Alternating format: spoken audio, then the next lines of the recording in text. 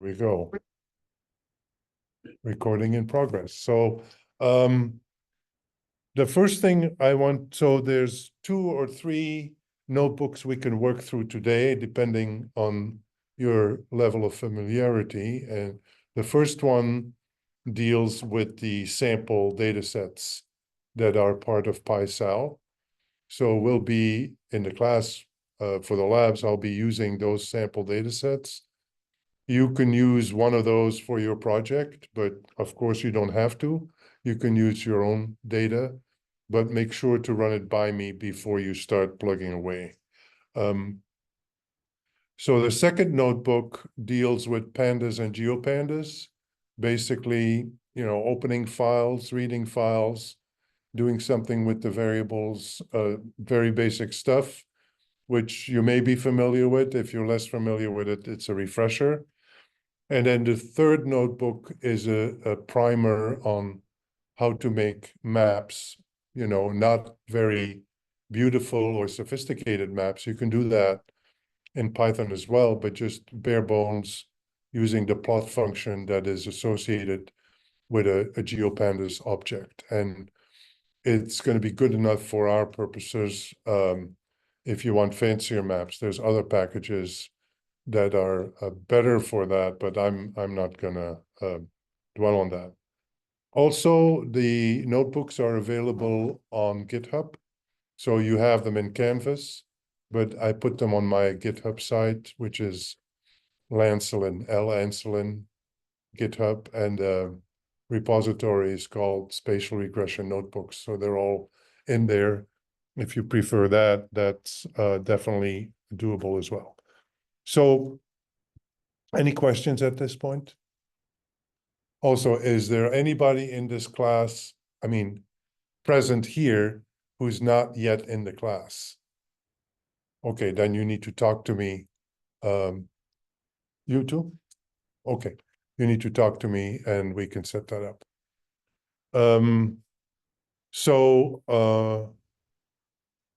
The first type that I want to illustrate is kind of, in a way, the old way, where we run the labs in an actual Jupyter notebook. So I'm going to activate my version. Can you read this okay? Yeah.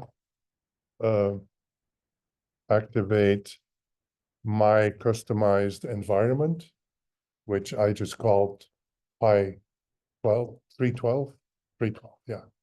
So then if you do Python at that point, then you see that you get the version that we want, 3.12.4. If you just did it, they may be at 5 or 6 by now, but 4 and more is going to work. And then let's import SPReg just to make sure. It takes a little while the first time. And then we do SPReg double underline version double underline, and if all goes well, it should be 1.7. Okay. Now I'm actually cheating here because I don't use the SPReg from the repository. I use the SPReg from my own private development as the repository. So typically my SPReg can do more than your SPReg, but we're not going to go there in this class. Okay, so now I do Control Z to get out of here, right? And then I have put all the notebooks in a directory. If you have them in a directory, we're going to move to that directory. My directory happens to be on the desktop. And then you see everything is there, right? So what I'm going to do now is start a Jupyter notebook. And that is Jupyter.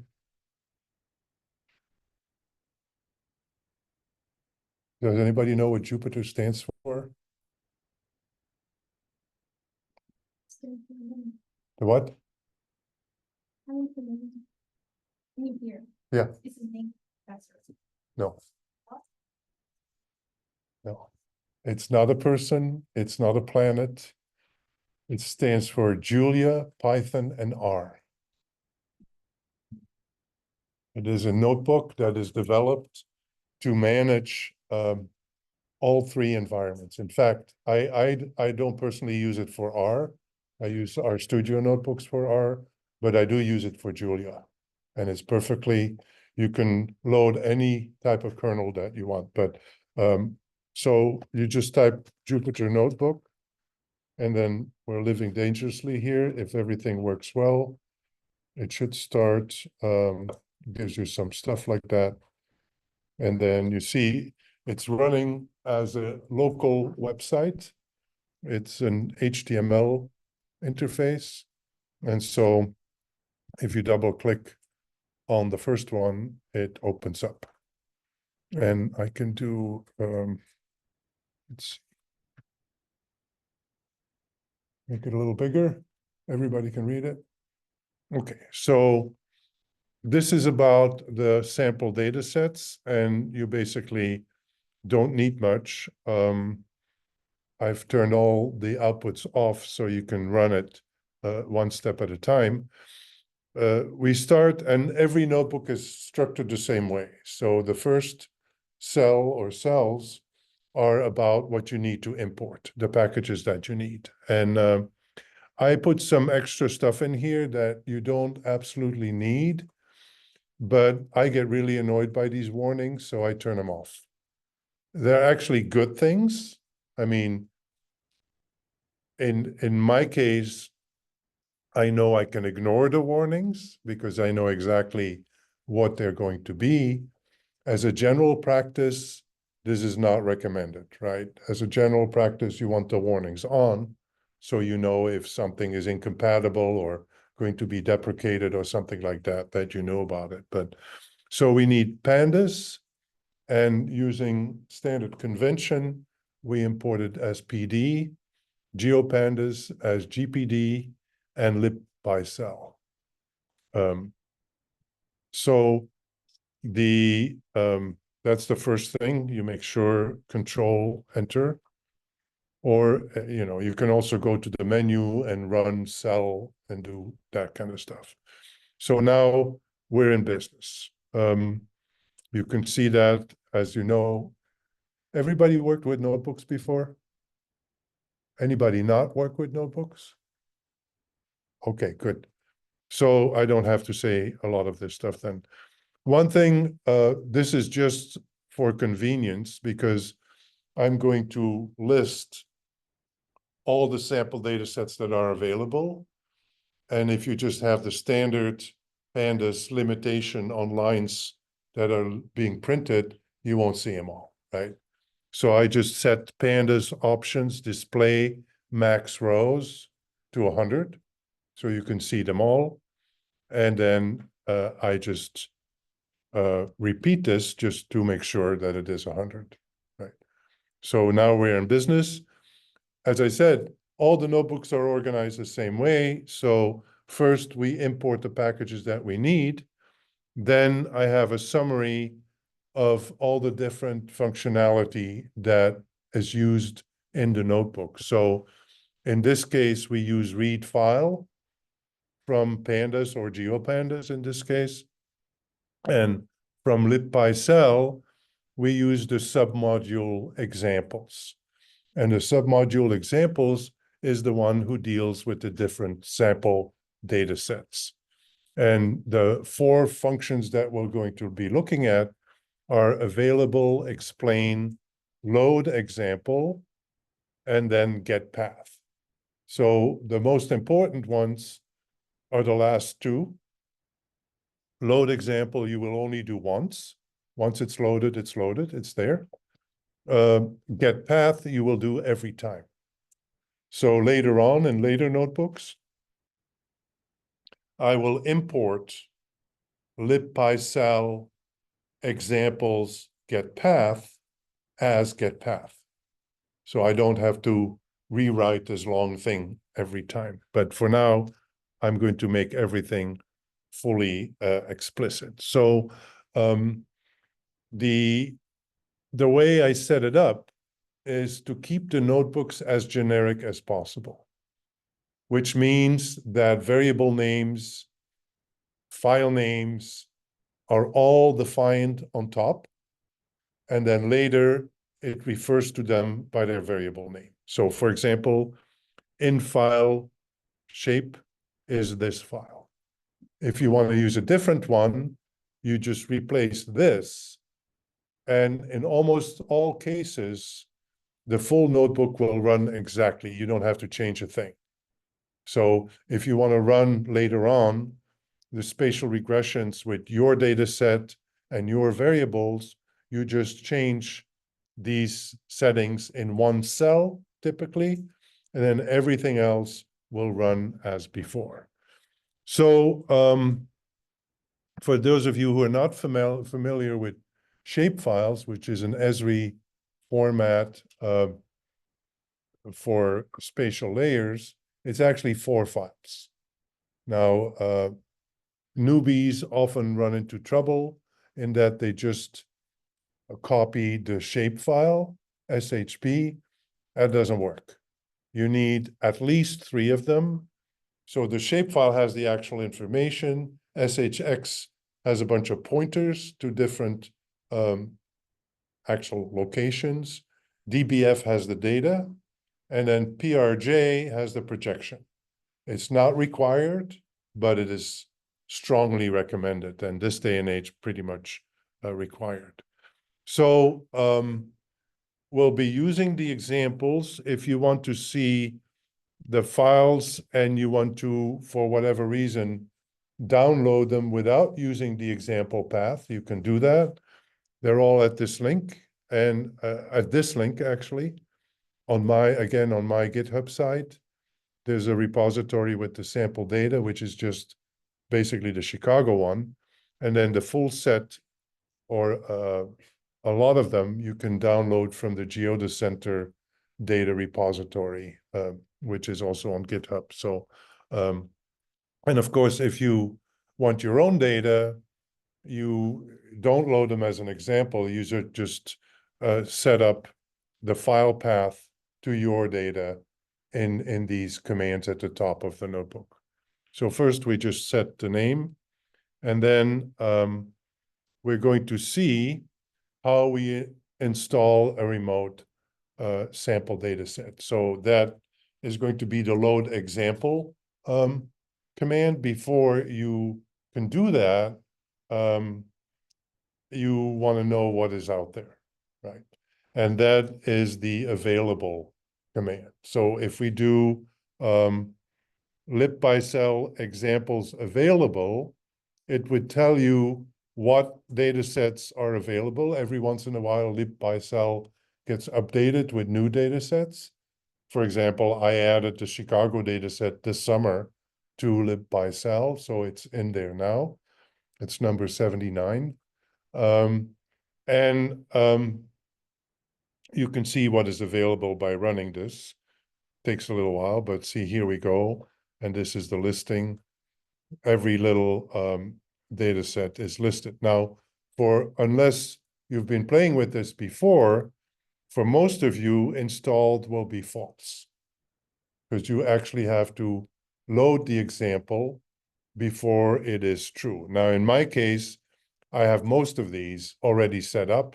So there's only a few of them that are false, and they're false for a reason, because they're very big, and I don't want to deal with them. But if we keep going down and we hit, this is why I changed the number of lines for the printout. We hit, it starts at 0. I know some of you come from the R world. In R, everything starts at 1. In Python, like in most normal computer languages, everything starts at 0, right? So 79 is actually the 80th data set. Here we see Chicago SDOH, census tracts with SDOH stands for socioeconomic determinants of health. That's what it stands for. So this is a real data set that was used in a real study. I just took a subset of it just for Chicago. And so in my case, this says true. If you haven't loaded this before, it will say false, right? And then If you want to know what exactly is in one of these data sets, you use the explain command. So if we run explain, it will tell you this is a data set with socioeconomic determinants. There's actually several files. There's both the shapefile as well as some spatial weights that we're going to be using later. This is the source. So it's a paper by Marinia Kolak, who used to be here. And then I also use it as a sample data set in my GeoDa book. So then every variable is described. So if you want a code book, always go back to explain, and it's right there. Of course, you can always download this as well, but you don't have to. See, here are all the variables and what they mean. Okay. So then this actually doesn't need to be done, and I forgot whether it works or not, but this loads the example. So now I have it, and if you paid attention, last time it was already showing as true. So if I had removed it, then it would show as false, and then now it would show as true. So I'm not going to repeat this, but if you do actually install this for the first time, then now you will see that you have it, right? And so then to get the actual data, you have to find out where it's sitting. And all these files are sitting under application support. So that's a subdirectory. On a Mac, I don't know where it sits on a Windows machine, but on a Mac, it's a subdirectory of library, and it's called application support. And then several applications that you've loaded have their own directory. So you will see a PySAL directory, and in that directory, you will see all the different examples files that you have downloaded. So in my case, that's a lot of them. If you've never done this before, there might be just the one that you installed just now, right? So we get the path, and you see where it is. It's, in my case, under library, under PySAL. Here is its name. And then this is the path to the actual shapefile. Now, you actually don't need to know this as long as you assign it to a variable, right? And so that is exactly what I'm doing here. I'm assigning, so I'm going to look, what is the file path for my sample data set, which I defined on top. So if you want a different data set, just change the name, make sure it's loaded, it will get the path. Then I pass this path to the GeoPandas read file command. Why GeoPandas? Because it's a shapefile, right?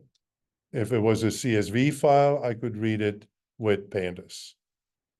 Because it's a shapefile, and we'll see this in the next notebook, it has an additional column. It has a column called geometry.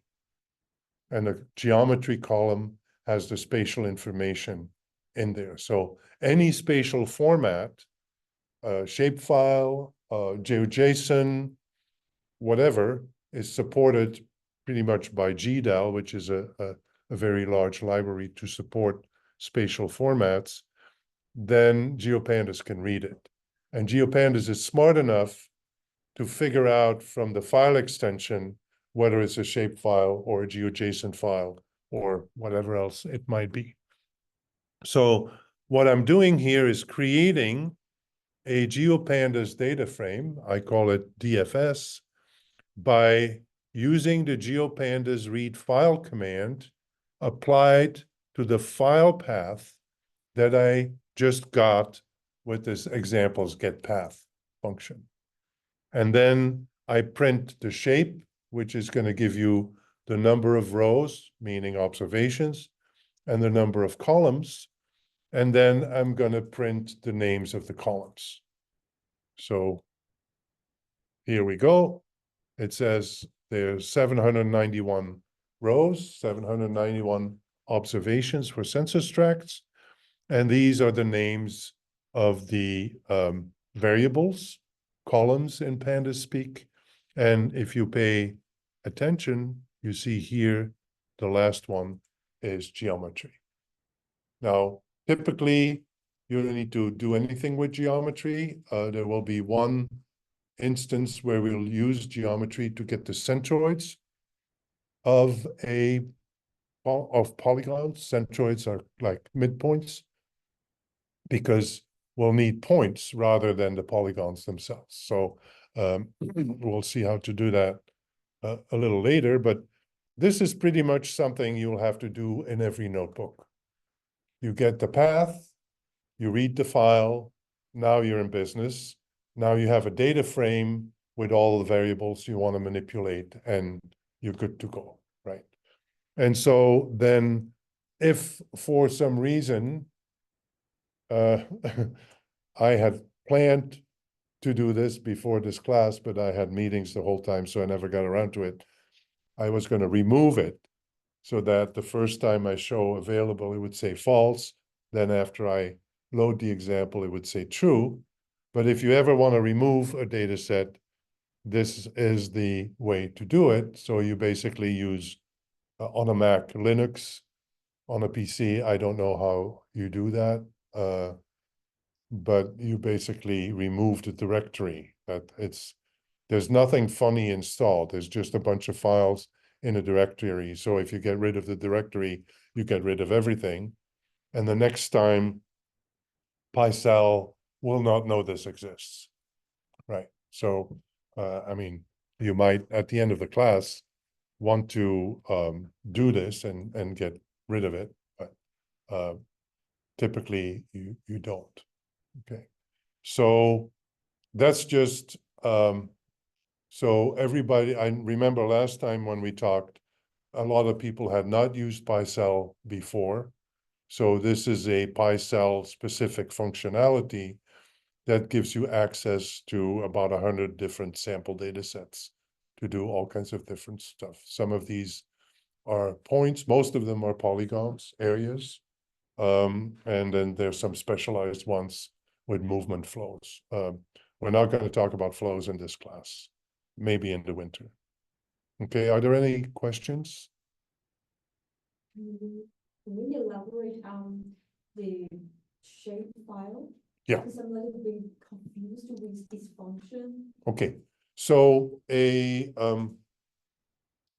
spatial data layer has two main properties. One is standard, it's just the data. The other one is the spatial information. Where is this data? Okay. So you have to describe formally the location of some observation. So if these are points, it's very simple. You have X and Y coordinates, or latitude, longitude, decimal degrees. Longitude is X, latitude is Y. If you have polygons, it's not that simple. So for points, you always have two of them. You can store this in a regular table. There's no magic to it, right? For polygons, the boundary of the polygon is simplified by a series of linear segments. And now you get more precision when the segments are shorter. You get cruder precision when the segments are longer. That's an issue of scale. That's a technical thing you typically don't need to worry about. The only time you would worry about it is if it takes a really long time to load a shapefile. That means that the boundaries consist of many little linear segments. But in the examples we use, that is not the case. So how do you define these linear segments? In the same way as you define the points, by their beginning point and their end point. So a shapefile for every observation, which corresponds to what we call a polygon, an area, it stores begin point and end point of every one of these segments. So that way it can draw them, it can search for them, it can do all kinds of GIS type manipulations.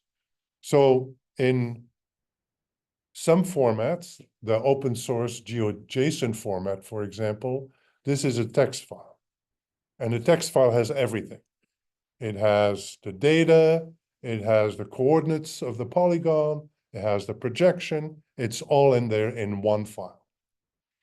For whatever reason, actually, for reasons of expediency, ESRI, which is one of the major GIS companies, came up with this quotable format, which is very confusing because they call it shapefiles, and a shapefile is one of the 4 files.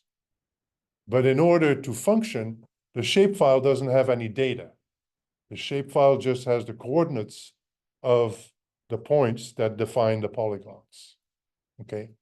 In order to know which series of points is which polygon, you need the SHX file, which basically is a pointer, an index that says from A to B, it's polygon 1. From B to C, it's polygon 2, right? DBF is just a regular DBase file. DBase is an old database format with columns and rows. Columns are the variables, rows are the observations. So those 3 together allow you to, what GIS people call, combine attribute data, which is the variables, with spatial data, which is the outline of the polygon. And then because the Earth is not flat, you need the PRJ file, which defines the datum and the projection. And I just, in 2 minutes, because I know most of you are not geographers, so the Earth is not flat. Your screen is flat, right? So how do we get the Earth on a flat screen or on a flat map, right? So this is a very tricky mathematical problem, right? How do you go from 3D to 2D? There's no free lunch, okay? Think of a simpler problem. If you have 2 dimensions, say you have a scatter plot, okay? So the truth is 2 dimensions. How do you get that into 1 dimension? You lose something. You can project it on the x-axis, then you're in business, but then you have no idea of where in the y dimension those points might have been. And similarly, you can project it on the y-axis, but then also you have no idea where they are on the x-axis. So it's kind of a little bit the same when you go from 3D to 2D. You have to find a 2D representation that reflects the 3D reality as closely as possible. And that is the field of geodesy. So geodesy is the science of basically measuring the Earth, right? First of all, the Earth is not a sphere. It's more like a pear. You know, it's not an ellipse either. It's kind of thicker at the bottom than at the top, you know, slight differences. So a datum is a mathematical model that translates the location on this pear into degrees measured from the center of the Earth. Now, nobody's actually been in the center of the Earth, so that again is a construct, right? And who knows that it's correct? In fact, it's changes. That's what we know now. So now we have these degrees. How do we go from the degrees to a flat screen? Because degrees are not X and Y coordinates. I know you see that in papers and in books. They have a map and they show long and lat as the X and the Y axis. Don't ever do that, because they're degrees. They're not distance units. So you have to convert them from these degrees to the distance units. How you do that? There's more than 1,000 different ways to do that, okay? So some of them put a cylinder around the Earth. And basically, it's like you put a light bulb in the middle of the Earth and project onto the cylinder, and then you roll out the cylinder, and that's your map. Others project to a plane that is perpendicular to the Earth at some point. Some project onto a cone that is perpendicular to the Earth at some point. So there's all these different varieties. The only advice I can give you, you have to know what projection you're in. And if you are, as a lot of data is in latitude, longitude, decimal degrees, remember they are decimal degrees. They are not distance units. So if you work with distances, you have to do arc distances, distances on a sphere, not straight line distances. Or you use a projection to turn it from degrees into meters or feet or something similar, right? That's the PRJ file. So Esri, and it's really unfortunate because a lot of people get confused by it, use the term shapefile for this 4 combination of 4. They all have the same file name. They have different file extensions. They all need to be in the same folder. Okay, so they go together. Okay, the more, I would say, more modern open source format is GeoJSON, and that's a text format. GeoJSON is not that well equipped to deal with projected data. It typically has the data in decimal degrees, so then you have to deal with the projections later. But most of you will not have to worry about this. What you do have to worry about if you're going to compute distances or areas is what projection you're in. So when I said there's no free lunch, basically you lose something.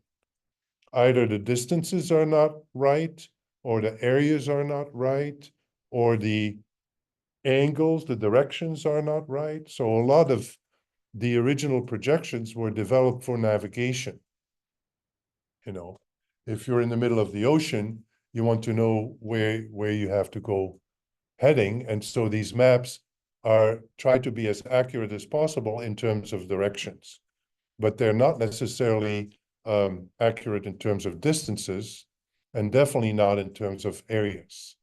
I don't have an example in front of me, but many maps, and here I'm testing your geography a little bit, many maps have Greenland as large as Africa. Greenland is nowhere near as large as Africa. Greenland is relatively tiny. Why is that? Because of the projection. So there's a really interesting book, How to Lie with Maps, that talks a lot about that stuff.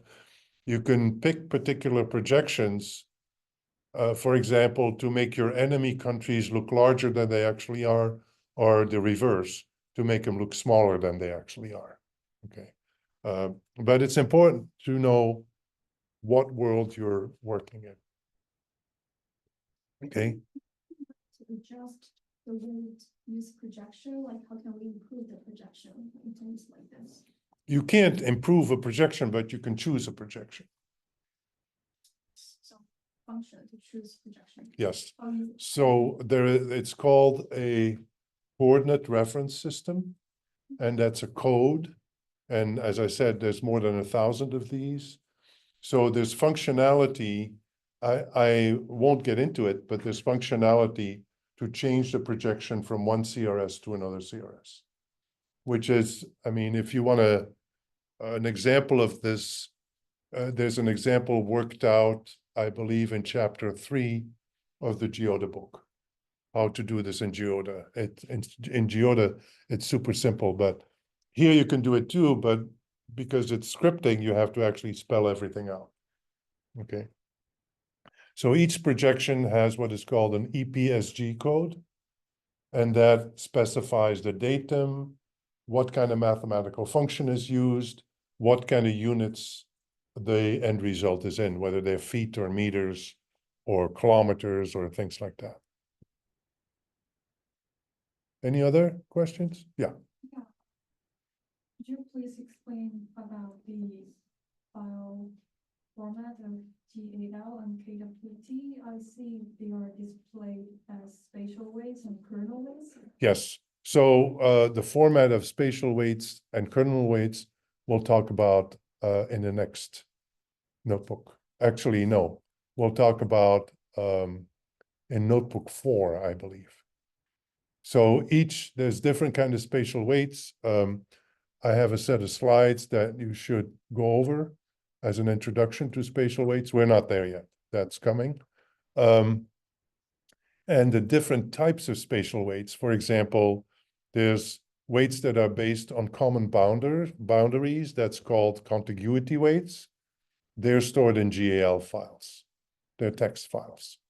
Kernel weights, we'll talk about kernel functions later. They're stored in KWT files. And so this is a convention actually that I started with originally with SpaceDad and later with GeoDa. And it's been adopted by the people in R who use spatial software. Esri has its own file extensions. They're not GAL or they're different. So we'll talk about spatial weights later.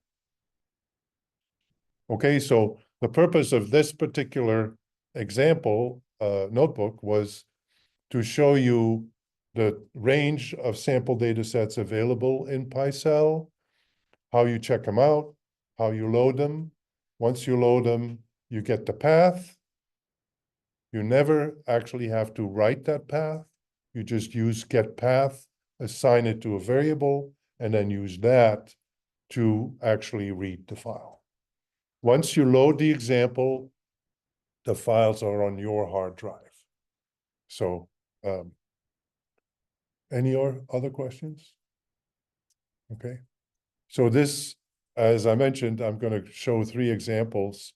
This is the Jupyter notebook example, right? So I'm going to kill this now.